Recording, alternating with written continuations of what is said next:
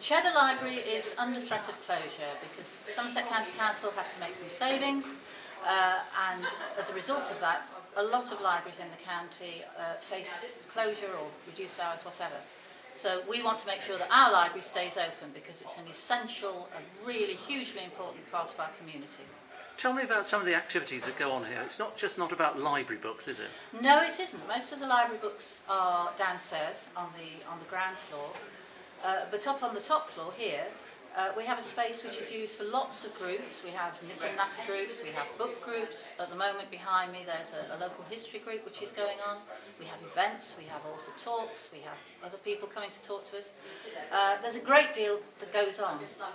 And this space was actually more or less created and restored by the Friends of Cheddar Library a few years ago and has been very heavily used. So it's become a really useful resource for the community.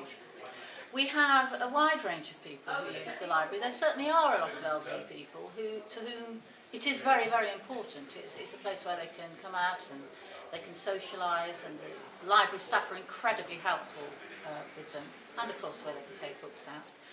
It also has computers which are incredibly useful to people who don't have a computer of their own and who need to be applying for jobs, all that kind of thing. That a lot of people use them for that purpose. And we have a lovely section for children's library, which is very heavily used obviously by parents with young children. So is it just people in Cheddar that use this library? No, it certainly isn't. The library is for the surrounding villages as well. So Wedmore, I've got them written down here, Wedmore, Axbridge, Draycott, Shipham, the Allertons, Weir and Badgeworth. All of these villages use our library.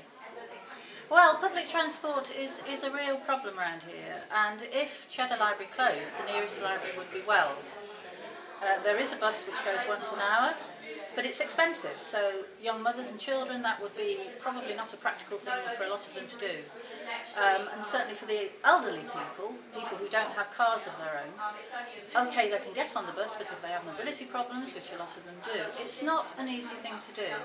And also it takes away that social side of things, that they can come into their own library and they can chat to people and they can meet up with other people, and it's a way of breaking that sort of exclusion, that isolation that a lot of elderly people experience.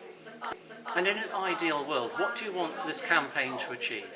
We want our library to stay open, we want it to continue, and we want to speak to the younger people of the village as well and get their ideas as to more that we can use it for and ways that we can make it even more relevant for younger people and for the children who already do use it, but it's a library for everybody.